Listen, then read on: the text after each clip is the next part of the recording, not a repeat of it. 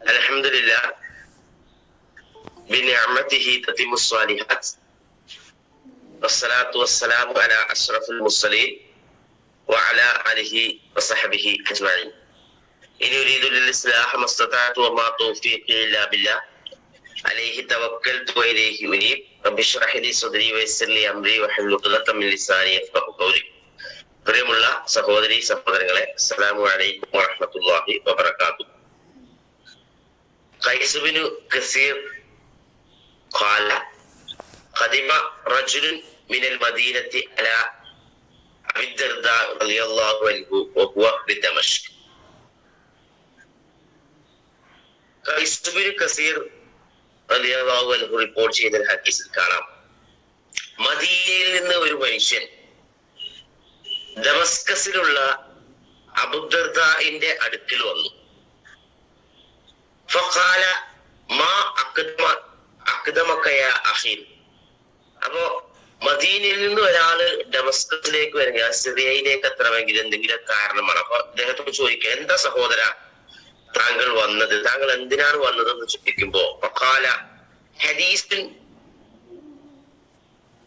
ബലഅനി അന്നക തുഹദ്ദിസുഹു അൻ റസൂലുള്ളാഹി സ്വല്ലല്ലാഹു അലൈഹി വസല്ലം. താങ്കളിൽ നിന്ന് അള്ളാഹുവിന്റെ പ്രവാചകനിൽ നിന്ന് കേട്ട ഒരു ഹദീസ് തേടി വന്നതാണ് ഞാൻ. അപ്പോ അബൂദർദാഇനെ സംശയമായി. അദ്ദേഹം ചോദിച്ചു, മാ അമ്മാ ജിഅത ലി ഹാജതി, താങ്കൾ മറ്റു വല്ല ആവശ്യങ്ങൾക്കുമായി ഡമസ്കസ് വരെ വന്നത്? ഫഖാല, അപ്പൊ ആ മനുഷ്യൻ പറഞ്ഞില്ല, അങ്ങനെ ഒരു ആവശ്യം എനിക്കില്ല. ഫഖാല, വീണ്ടും അബൂദർദാ ചോദിച്ചു, അമ്മ ഖദിംത ലിതിജാറത്തി, ഇനി വല്ല കച്ചവട ആവശ്യമായിട്ടെങ്ങാനും ഡമസ്കസിലേക്ക്, അതൊക്കെ വരാറുണ്ട് സാധാരണ, സിറിയയിലേക്ക് നമുക്ക് അറിയാവുന്നതാണ്. അങ്ങനെ കച്ചവട ആവശ്യത്തിനാണോ താങ്കൾ എത്തിച്ചേർന്നിട്ടുള്ളത് എന്ന് ചോദിച്ചു. അപ്പൊ അദ്ദേഹം പറഞ്ഞില്ല, അങ്ങനെയൊന്നും വന്നതല്ല ഞാൻ.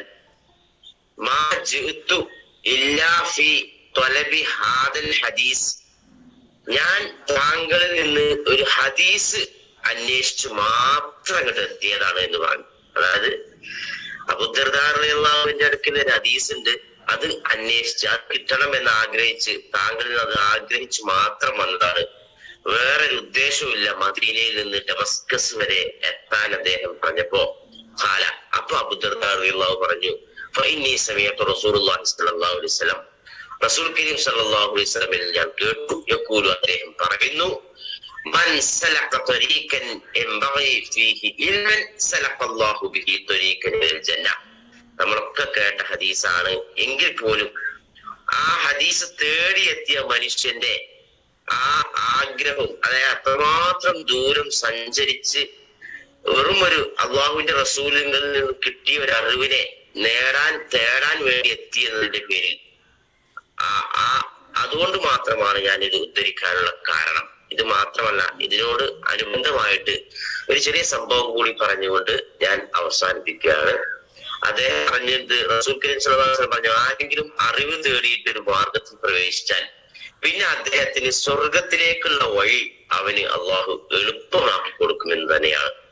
പിന്നീട് അദ്ദേഹം അതുമായി ബന്ധപ്പെട്ടുകൊണ്ട് പറയുന്നുണ്ട്, മലായികത്തുകൾ അദ്ദേഹത്തിന് വേണ്ടി ഇസ്തിഗ്ഫാറിന് തേടും, മത്സ്യങ്ങൾ വരെ അദ്ദേഹത്തിന് വേണ്ടി ഇസ്തിഗ്ഫാർ തേടിക്കൊണ്ടിരിക്കും, ആകാശത്തിലും ഭൂമിയിലുള്ളവരെല്ലാം ആ മനുഷ്യന് വേണ്ടി പ്രാർത്ഥിച്ചു കൊണ്ടിരിക്കും എന്നൊക്കെ പറഞ്ഞതിന് ശേഷം അദ്ദേഹം പറയുകയുണ്ടായി, അമ്പിയാക്കൾ അവര് ബാക്കിയാക്കി വെച്ചത് വിജ്ഞാനം മാത്രമാണ്, ദിർഹമോ ദീനാറോ ഒന്നും അവർ അനന്തരമാക്കി മാറ്റി വെച്ചിട്ടില്ല, മറിച്ച് ഇൽമു മാത്രമാണ്.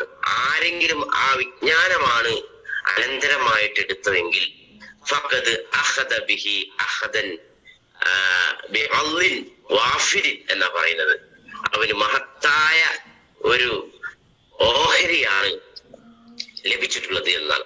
അതുകൊണ്ട് സഹോദരങ്ങളെ, നമ്മുടെ ഈ ചേരലും അറിവ് തേടാൻ വേണ്ടിയിട്ടുള്ള ഈ 10 മിനിറ്റ് ആണെങ്കിൽ പോലും അതിന് കിട്ടുന്ന വലിയ പ്രതിഫലത്തെ കുറിച്ച് ഓർമ്മിപ്പിക്കുക മാത്രമാണ് ഈ സന്ദർഭത്തിൽ ഞാൻ ആഗ്രഹിക്കുന്നത്. അതോടൊപ്പം തന്നെ ഇമാം അഹ്മദ് ബിൻ ഹംബൽ റഹ്മഹുല്ലാ അദ്ദേഹത്തിന്റെ ജീവിതത്തിൽ ഒരു സംഭവം കൂടി പറയുമ്പോൾ നമുക്കതിന്റെ പ്രാധാന്യം മനസ്സിലാക്കാൻ സാധിക്കും.